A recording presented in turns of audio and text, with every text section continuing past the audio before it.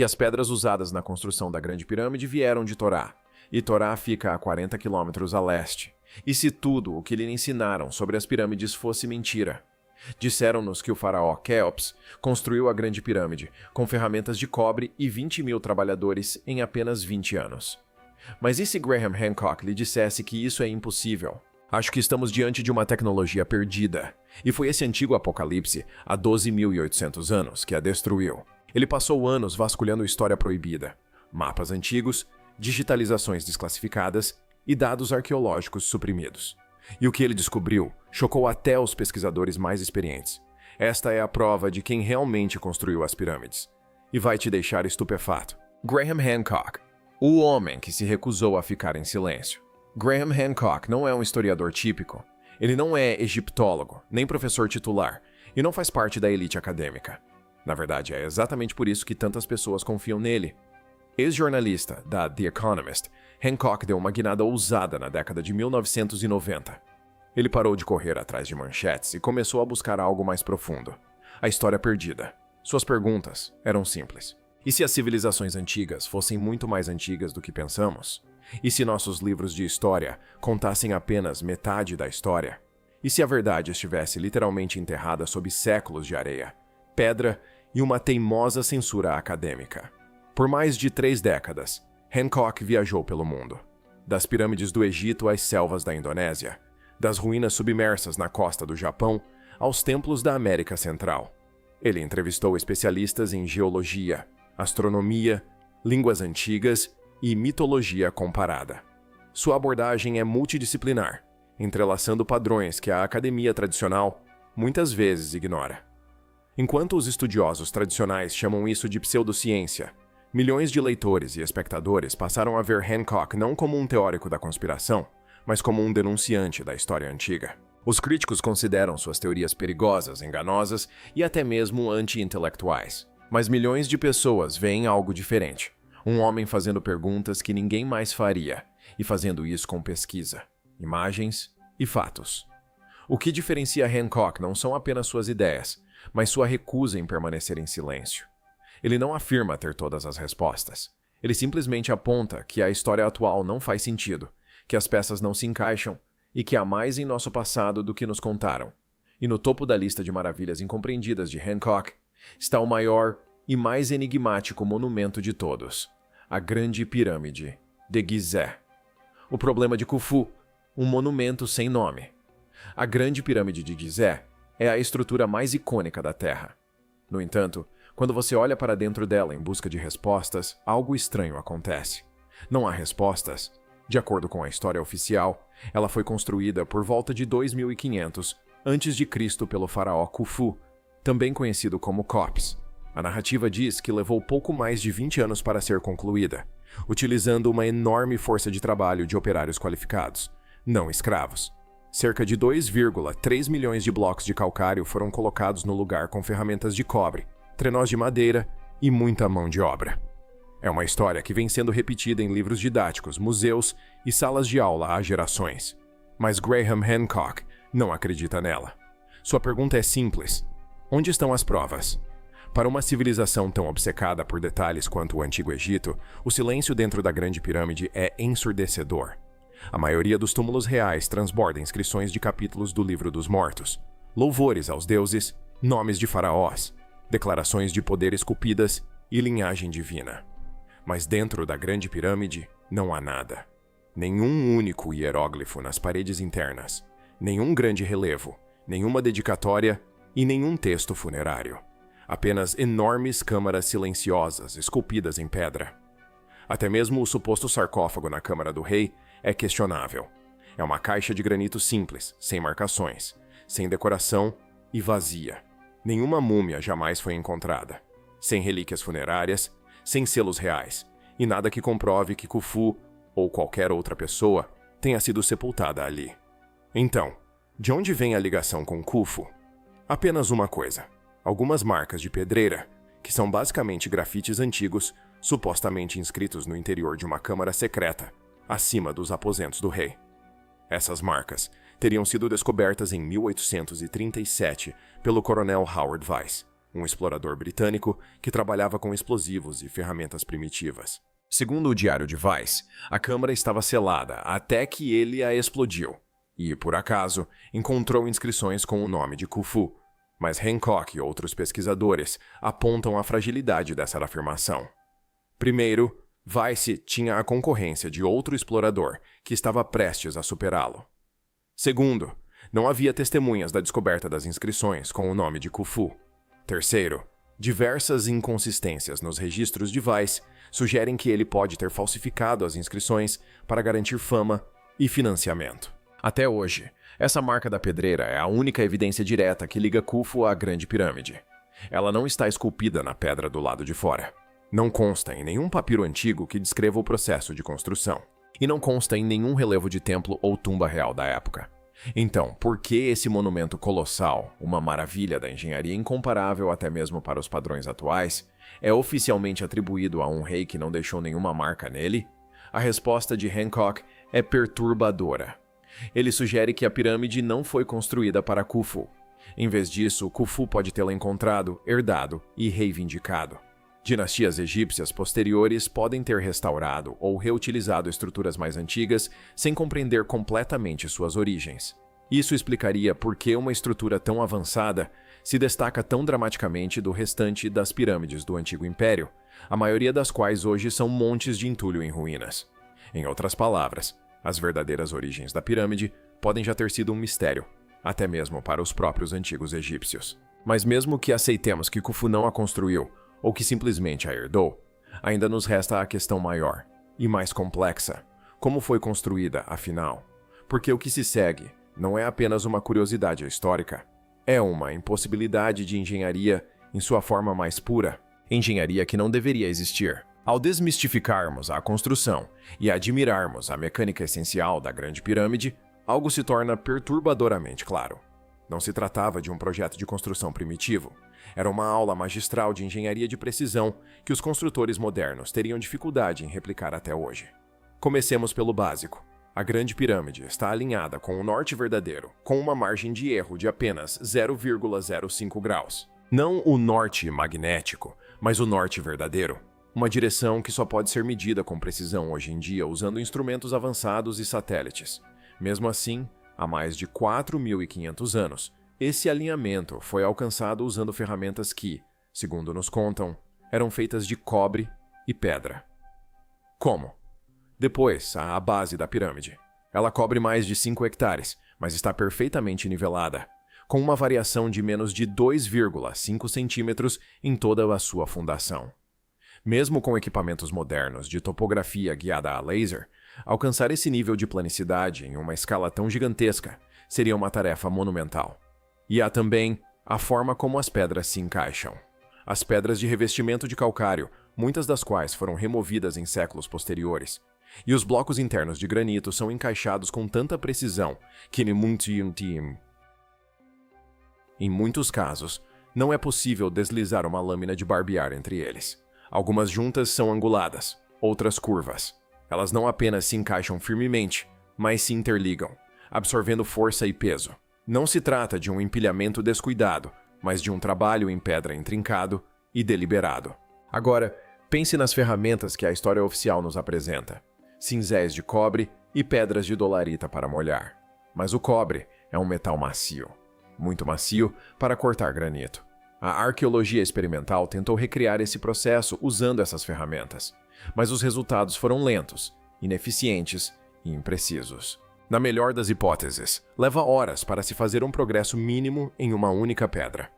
Na pior das hipóteses, as ferramentas quebram quase imediatamente. No entanto, estima-se que a Grande Pirâmide contenha 2,3 milhões de blocos, alguns pesando entre 2 e 15 toneladas.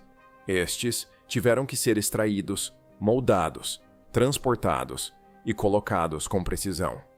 De acordo com a cronologia oficial, tudo isso foi feito em cerca de 20 anos. Isso significa colocar um bloco a cada 2,5 minutos, 24 horas por dia, 7 dias por semana, durante 2 décadas sem interrupção, sem erros e com perfeita consistência matemática. Ainda mais intrigante é o projeto das câmaras internas, especialmente a Grande Galeria, e a Câmara do Rei. A geometria é elegante, deliberada e repleta de significado matemático. A proporção entre a altura e a base da pirâmide se aproxima de π, e a estrutura codifica o conhecimento dos equinócios, do ano solar e até mesmo da curvatura da Terra. Não se trata apenas de um túmulo, mas de um instrumento científico construído em pedra. Graham Hancock explica de forma simples. Isto não é tentativa e erro primitiva, é engenharia avançada.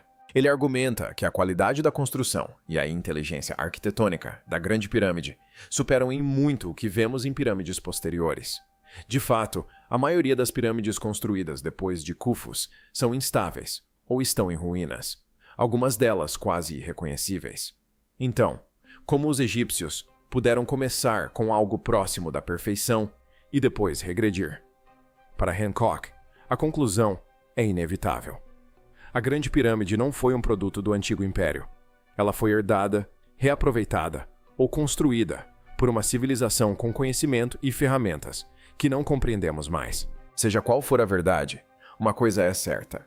A Grande Pirâmide não foi apenas construída, mas projetada com uma genialidade que desafia seu tempo.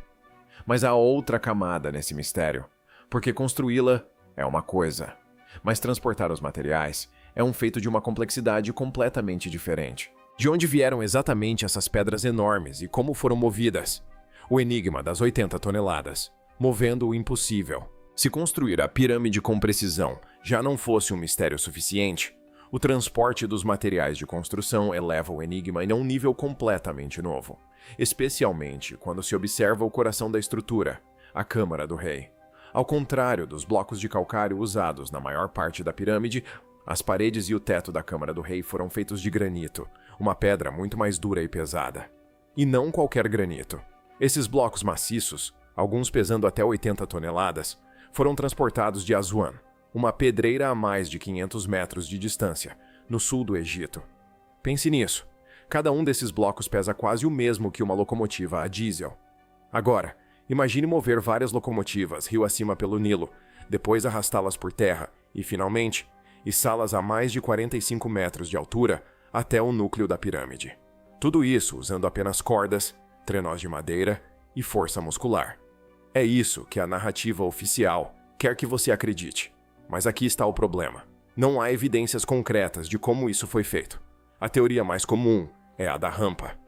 A ideia de que os trabalhadores construíram rampas enormes, em forma de espiral, para transportar as pedras pelas laterais da pirâmide em crescimento.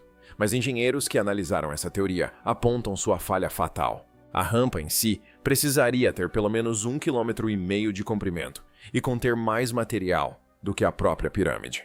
No entanto, nenhum vestígio dessa rampa jamais foi encontrado. Nenhum único remanescente dessa suposta obra de engenharia essencial.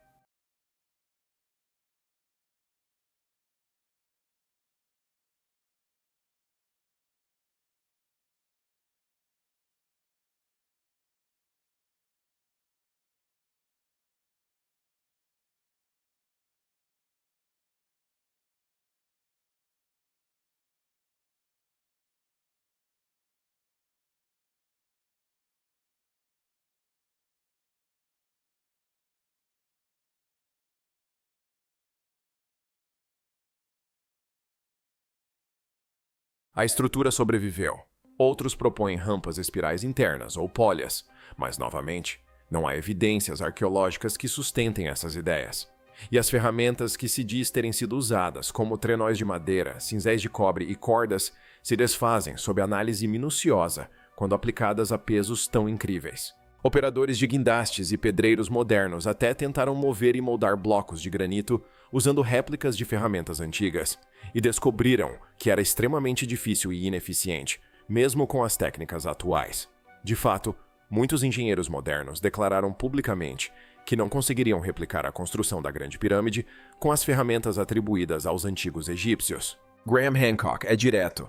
Não se tratava de mão de obra, mas sim de conhecimento técnico. Ele sugere que os construtores possuíam um nível de conhecimento de engenharia que se perdeu ou foi deliberadamente ignorado, seja por envolver sistemas de elevação avançados ou por uma compreensão da física que já não possuímos. É evidente que a versão oficial nos deixa com mais perguntas do que respostas. E então surge a maior questão de todas. Se isso não foi feito em 2500 a.C., como afirma a egiptologia tradicional, então quando foi feito?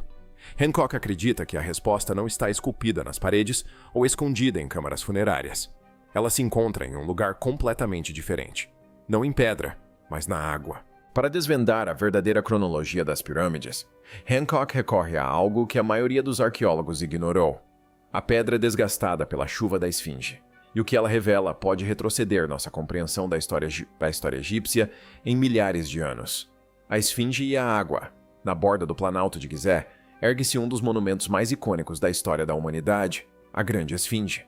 Metade leão, metade humana, esculpida em um único bloco de calcário. Ela contempla silenciosamente as areias do deserto. Segundo os egiptólogos tradicionais, foi construída por volta de 2500 a.C., durante o reinado do faraó Kelps. Mas Hancock afirma que a cronologia está errada, e corrigi-la revelaria quem realmente construiu as pirâmides. Essa é a pergunta que o geólogo Dr. Robert Shaw ousou fazer. Na década de 1990, Shaw examinou a Esfinge não como um artefato, mas como uma formação geológica. O que ele descobriu causou grande impacto no mundo acadêmico. A pedra que circunda a Esfinge apresenta profundas fissuras verticais, um tipo de padrão de erosão causado não pelo vento e areia, como sugere a teoria tradicional, mas por chuvas torrenciais e contínuas. Esse tipo de erosão hídrica só poderia ter ocorrido durante um período de precipitação significativa e prolongada, algo que o Egito não experimenta há milhares de anos. A última vez que a região de Gizé recebeu chuva suficiente para causar esse tipo de desgaste foi durante o final do período Plain, há cerca de 10.000 a 12.000 anos. Em outras palavras, já em 10.500 a.C., a teoria de Shaw entrou em conflito imediato com a história convencional. Se a Esfinge foi realmente esculpida tão cedo, ela seria anterior não apenas às pirâmides, mas a todo o período dinástico do Egito. Isso significaria que já existia uma civilização organizada e altamente capaz muito antes de nos ensinarem a acreditar que a civilização sequer existiu. Graham Hancock pegou as descobertas de Shook e as conectou a algo ainda maior: a teoria de um cataclismo global, possivelmente uma inundação, ou um evento climático extremo por volta de 10.500 a.C., se conecta à hipótese do impacto de Dus, mais recente, que propõe um impacto de cometa ou um evento de degelo massivo que teria encerrado rapidamente a última era glacial e devastado culturas antigas ao redor do mundo. Se a Esfinge foi esculpida por uma civilização pré-dinástica antes dessa catástrofe, ela poderia ser um dos poucos monumentos sobreviventes de um capítulo perdido da história da humanidade. Uma época em que engenheiros antigos deixaram uma mensagem em pedra. Os historiadores tradicionais rejeitaram essa ideia como marginal, mas tiveram dificuldade em refutar a geologia física que estava bem diante de seus olhos. A erosão eólica e a ação da areia não explicam os padrões. Somente a água pode. Hancock concluiu que a Esfinge não foi criada em 2500 a.C. Foi simplesmente adotada pelos faraós, assim como as pirâmides, de uma cultura muito mais antiga. E assim como a Esfinge foi construída em 10.500 a.C., não poderia ser mera coincidência que as estrelas daquela época se alinhassem perfeitamente com os monumentos abaixo. Hancock acreditava que quem construiu Gizé também estava mapeando o céu, e apontou para Orion para provar isso. Uma mensagem nas estrelas. A data não é coincidência. Antes de Hancock revelar quem realmente construiu as pirâmides, ele perguntou: e se as pirâmides do Egito não fossem apenas túmulos ou monumentos, mas parte de uma mensagem muito maior, não escrita com tinta ou esculpida nas paredes, mas traçada através das estrelas? Essa é a essência da teoria da correlação de Orion de Robert Bauval, uma ideia inovadora que reformulou nossa visão sobre o Planalto de Gizé. Bauval percebeu algo estranho. As 3 pirâmides de Gizé não estão perfeitamente alinhadas em linha reta. Em vez disso, a terceira e menor pirâmide está ligeiramente deslocada.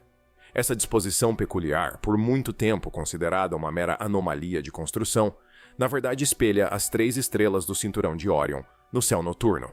Mas a questão é ainda mais complexa. Bauval utilizou um software astronômico para calcular quando o cinturão de Orion teria aparecido nessa configuração exata diretamente sobre Gizé. O resultado foi por volta de 10.500 a.C. Essa data coincide quase perfeitamente com as descobertas do Dr. Robert Schoch sobre a erosão hídrica da Esfinge. Duas linhas de evidência distintas, provenientes da geologia e da astronomia, apontam para o mesmo período remoto. Para Graham Hancock, isso não pode ser coincidência. Ele argumenta que o Planalto de Gizeh foi projetado não apenas como um local cerimonial, mas como um modelo celestial. Essa teoria ganha ainda mais força quando consideramos que outros sítios arqueológicos ao redor do mundo também refletem mapas estelares. De Göbekli Tepe, na Turquia, a Teotihuacan, no México, monumentos sagrados parecem estar alinhados com constelações. Isso sugere um conhecimento global compartilhado, muito mais antigo e avançado do que jamais imaginamos. Como Hancock coloca, esses são mapas celestes gravados em pedra. Mensagens deixadas para nós por sobreviventes de um cataclismo global. Pessoas que conheciam as estrelas, entendiam de geometria e queriam ser lembradas não por livros, mas pelo alinhamento da Terra com os céus. Portanto, a questão agora não é quando as pirâmides foram construídas, mas quem possuía o conhecimento e o poder para construí-las com tanta perfeição e propósito, milhares de anos antes da civilização registrada. E Hancock afirma ter encontrado a resposta. Os construtores fantasmas, vestígios de uma civilização perdida. É aqui que Graham Hancock desfere o golpe final e diz o que os historiadores tradicionais se recusam a dizer. As pirâmides não foram construídas pelo faraó Khufu, nem por nenhum outro faraó. Foram construídas por outra pessoa muito antes de o Egito dinástico sequer existir. Segundo Hancock, os verdadeiros construtores foram sobreviventes de uma civilização avançada pré-glacial, dizimada há cerca de 12.800 anos por um cataclismo global, possivelmente o impacto de um cometa durante o período Dus recente. Não eram homens das cavernas, eram mestres arquitetos, astrônomos e navegadores. Eram um povo esquecido que Hancock chama de magos dos deuses. Ele acredita que, quando essa civilização entrou em colapso, seus sobreviventes levaram fragmentos de seu conhecimento pelo mundo, plantando as sementes de culturas antigas posteriores. E a Grande Pirâmide foi um de seus legados mais importantes. Não um túmulo ou um monumento ao ego, mas uma cápsula do tempo. Uma mensagem de pedra projetada para sobreviver a inundações, guerras e à própria memória. E é aqui que a coisa fica estranha. Hancock mostra que estruturas piramidais e alinhamentos cósmicos aparecem em todos os continentes. Da pirâmide solar em Teotihuacan, no México, a Angkor Wat, no Camboja, e as pirâmides de Meru, no Sudão, todas construídas por povos que supostamente não tinham contato com a Terra. No entanto, todas compartilham constantes matemáticas, alinhamentos celestes e até mesmo características arquitetônicas semelhantes. Ele conecta esses pontos dizendo que eles estavam analisando impressões digitais, a mesma mão, o mesmo conhecimento, ecoando através do tempo. Para Hancock, os construtores das pirâmides de Gizeh criaram uma nova geometria sagrada, mediram as dimensões da Terra e codificaram a sucessão dos equinócios em pedra. Um conhecimento que só começamos a compreender nos últimos séculos. E aqui está a afirmação final que chocou o mundo. Hancock não estava apenas supondo. Ele apresentou provas. Através da geologia, astronomia, análise arquitetônica e reconhecimento de padrões globais, ele construiu uma argumentação que aponta diretamente para uma civilização perdida real. Mais velhos, mais inteligentes e muito mais capazes do que qualquer coisa que vemos nos livros didáticos.